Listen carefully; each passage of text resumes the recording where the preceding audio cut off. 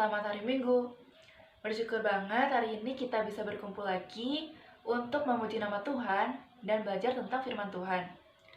Sebelum kita memulai sekolah minggu pada hari ini, mari kita siapkan hati dan pikiran kita agar hanya tertuju sama Tuhan. Nah teman-teman, sebelum kita masuk ke ibadah, mari kita angkat satu pujian, dengar Dia panggil nama saya.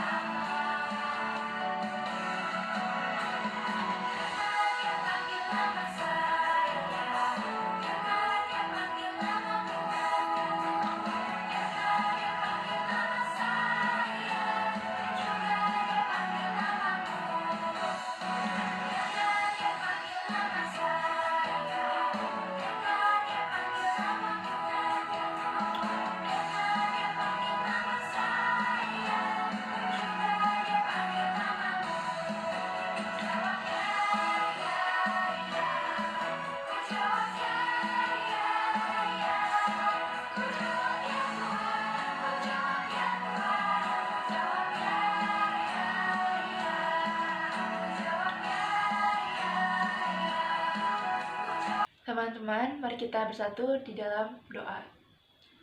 Allah Bapa kami yang bertata di dalam kerajaan surga, terima kasih atas berkat-Mu yang telah Kamu limpahkan kepada kami.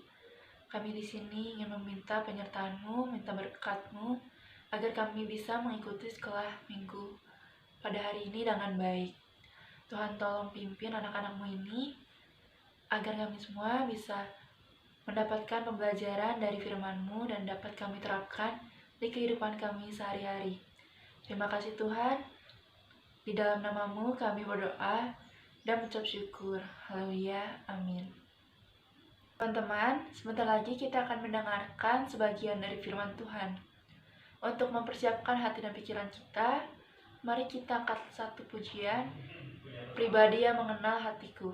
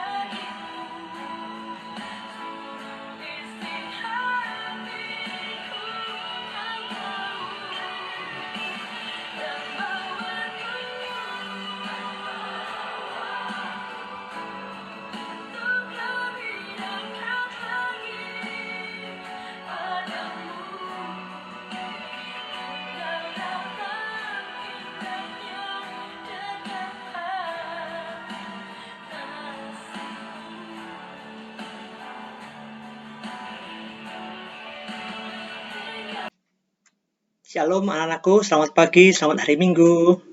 Semoga anak-anak semua dalam keadaan sehat, ya.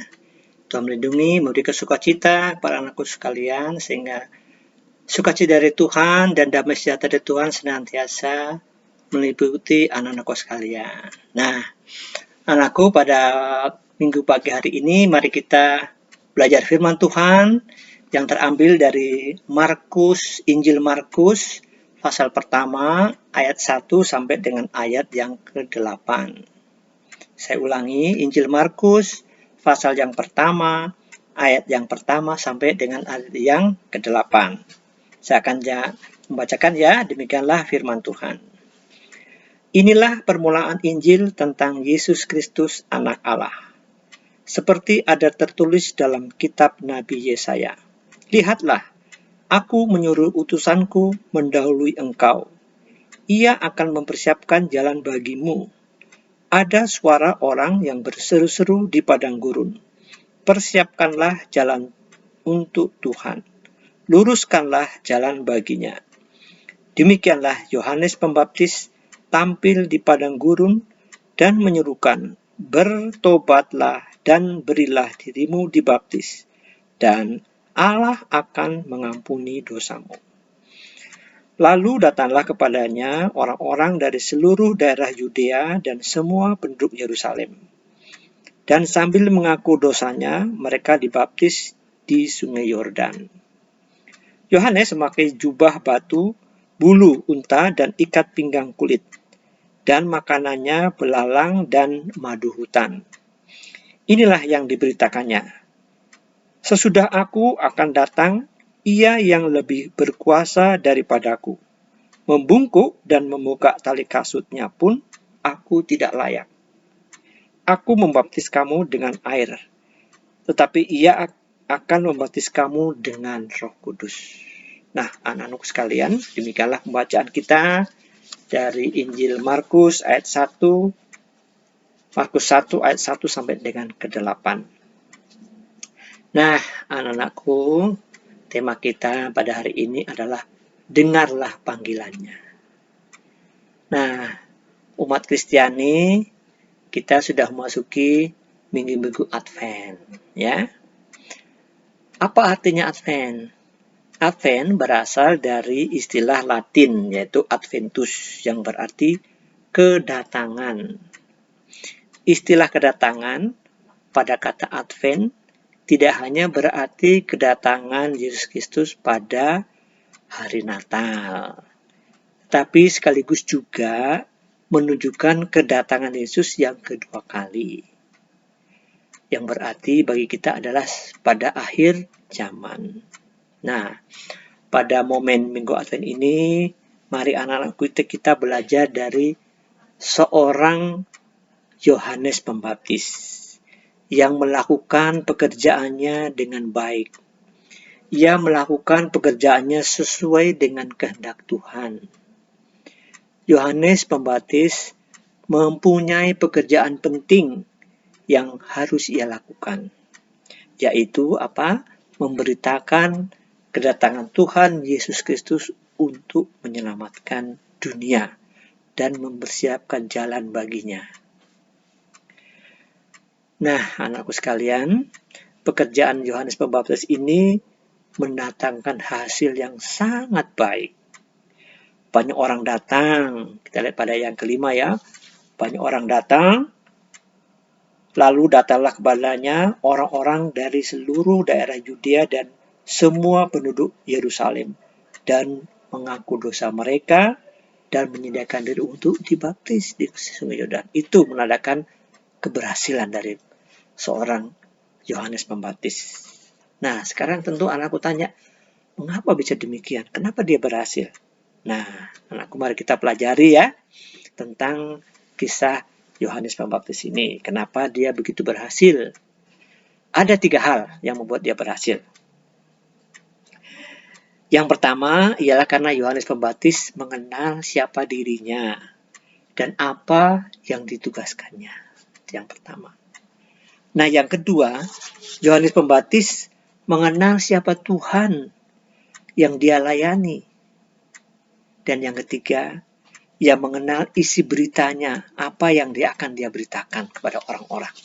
Nah, kita lihat ya satu persatu ya anakku ya. Nah, kita mulai dari yang pertama. Yohanes Pembaptis mengenal dirinya siapa dan tugasnya itu apa. Kita lihat. Yohanes Pembaptis ini dia sadar akan dirinya dan apa tugasnya. Ketika orang-orang Lewi bertanya kepadanya, "Siapakah engkau?" Ia mengaku dan tidak berdusta. Dan dia berkata, "Aku bukan Mesias." Ketika mereka terus bertanya tentang siapakah dirinya, ia menjawab, "Akulah suara orang yang berseru-seru di padang gurun. Luruskanlah jalan Tuhan." Dan seperti yang telah dikatakan pada di Nabi Yesaya. Kita lihat di situ ya, pada bacaan, kalau kita baca Yohanes 1 ayat 23, di situ ada dikatakan. Nah, dari jawaban Yohanes Pembaptis ini tampak, kita lihat ya anakku, bahwa ia mengerti akan firman Allah dengan baik. Dan ia pun mengetahui dengan jelas siapa diri saya, siapa dirinya, dan apa tugasnya. Ia bukan Mesias, tetapi ia datang untuk mempersiapkan jalan baginya. Nah, di sini anakku kita lihat ya, banyak orang ada di ini terjatuh pada keadaan ini. Jadi dia memberitakan Injil, tetapi bukan Tuhan yang dikenal, bukan Tuhan yang dimuliakan, tetapi dirinya sendiri. Nah, banyak di sini para penginjil-penginjil jadi gagal. Karena dia apa? Dia lupa siapa dirinya. Lupa apa tugasnya. Sehingga yang terjadi apa? Dirinya yang dimuliakan. Berita yang diberitakan tidak sesuai dengan apa yang ditugaskannya. Nah, itu yang pertama ya. Nah, sekarang yang kedua. Kita lihat di sini bahwa Yohanes Pembaptis mengenal Tuhan yang dia layani dengan baik. Yohanes mengenal Tuhan, karena itu dia berkata, "Sesudah aku akan datang Ia yang lebih besar kuasa dannya daripadaku. Membungkuk dan membuka tali kasutnya pun aku tidak layak. Aku membaptis dengan air, tetapi Dia akan membaptis kamu dengan Roh Kudus." Jadi di sini Yohanes Pembaptis tidak hanya mengenal siapa dirinya, tapi juga mengenal siapa Tuhan yang dia layani dengan baik. Hal ini membuatnya, pertama, senantiasa meninggikan Tuhan. Sehingga dia berkata, "Sesudah aku akan datang yang lebih berkuasa daripadaku." Jelas ya, kelihatan. Nah, yang kedua, Yohanes Pembaptis benar-benar rendah hati ya. Kita lihat.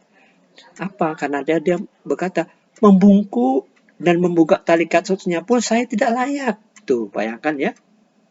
Membungkuk dan buka kasetmu saya tidak layak. Berarti dia merasa saya ini tidak layak di hadapan Tuhan. Jadi merendahkan diri dia.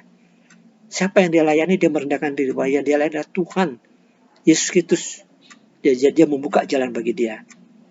Nah, jadi pengenalan akan Tuhan membuat Yohanes Pembaptis ini tidak meninggikan diri, rendah hati, dan mengarahkan orang-orang banyak kepada Tuhan yang dia beritakan. Sehingga orang-orang bukan memuji Yohanes, tapi memuliakan Tuhan yang dia beritakan. Nah, itu yang kedua. Nah, yang ketiga, Yohanes Pembaptis mengenal isi berita dan tahu caranya bagaimana memberitakan. Kita lihat ya.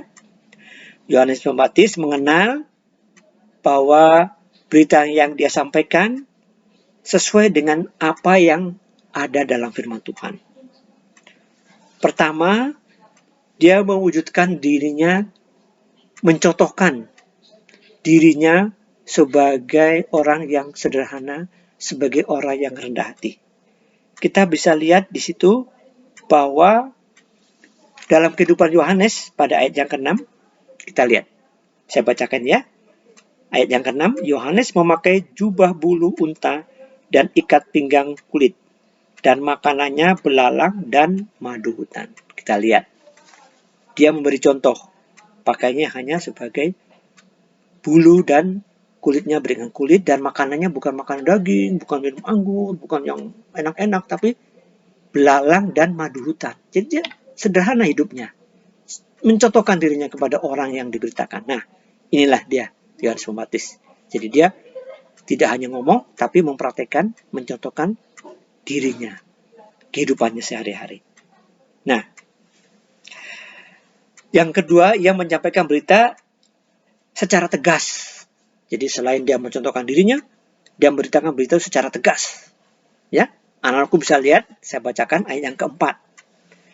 Demikianlah Yohanes Pembaptis tampil di padang gurun dan menyerukan, bertobatlah dan berilah dirimu dibaptis, dan Allah akan mengampuni dosamu. Dari sini tegas dia ngomongnya, bertobatlah, berilah dirimu dibaptis, maka Allah akan mengampuni. Tegas. Dia sederhana, rendah hati, tetapi dalam memberitakan Tuhan, Yohanes Pembaptis bersikap tegas. Sehingga apa hasilnya, anakku sekalian? Kita lihat. Ada ayat yang kelima. Lalu datanglah kepadanya orang-orang dari seluruh daerah Yudea dan semua penduduk Yerusalem, datang sambil mengaku dosa, ya, dan memberikan dirinya dibaptis. Nah, itulah indikasi atau hasil yang dicapai oleh Yohanes Pembaptis dalam pemberitaan Tuhan. Karena apa? Ada 3 tadi ya, saya ulangi. Yohanes Pembaptis berhasil dalam pemberitaan firman Tuhan atau tugasnya untuk menyiapkan jalan bagi Tuhan, bagi Mesias. Pertama, bahwa dia tahu dirinya itu siapa. Dan dia tahu tugasnya itu apa. Itu yang pertama. Yang kedua, Yohanes Pembaptis mengenal siapa Tuhan yang dia layani. Dia mengenal dengan baik. Yang ketiga, bahwa Yohanes Pembaptis mengenal isi berita yang akan disampaikan itu apa. Sehingga orang-orang itu diarahkan untuk datang kepada Tuhan. Datang kepada Yesus Kristus, Sang Mesias itu. Bukan datang kepada dirinya. Bukan datang untuk memuliakan dirinya. Tapi datang kepada Mesias, yaitu Yesus Kristus, dan untuk memuliakannya. Nah, itu anak-anakku. Inilah pelajaran dari seorang Yohanes Pembaptis. Sehingga dia berhasil dalam pemberitaannya. Karena apa? Ada 3 hal tadi. Ya, dia tahu dirinya, tahu apa tugasnya. Yang kedua, dia tahu Tuhan siapa yang dia layani. Dan yang ketiga, berita apa yang dia sampaikan. Nah, anakku, dengan firman ini, mari anakku diingatkan kembali, ya. Dengarlah suaranya, tinggalkanlah bertobat, dan tinggalkanlah sikap-sikap yang buruk pada anak-anakku. Ya, mulai hari ini tinggalkan semua itu, bertobatlah. Kita contohin Yohanes, rendah hati, tapi tegas dalam memberitakan firman Tuhan. Sehingga apa yang dimuliakan bukan dirinya, tetapi Tuhan Allah Bapa di surga. Kiranya Tuhan memberkati anak-anakku sekalian. Amin. Nah teman-teman, bagaimana tadi firmannya? Semoga bisa kita terapkan dalam kehidupan kita sehari-hari ya. Nah teman-teman, sekarang udah masuk ke bulan Desember nih. Dan sebentar lagi kita akan merayakan Natal. Jadi mari kita angkat satu pujian dari pulau dan benua biar kerasa suasana Natalnya.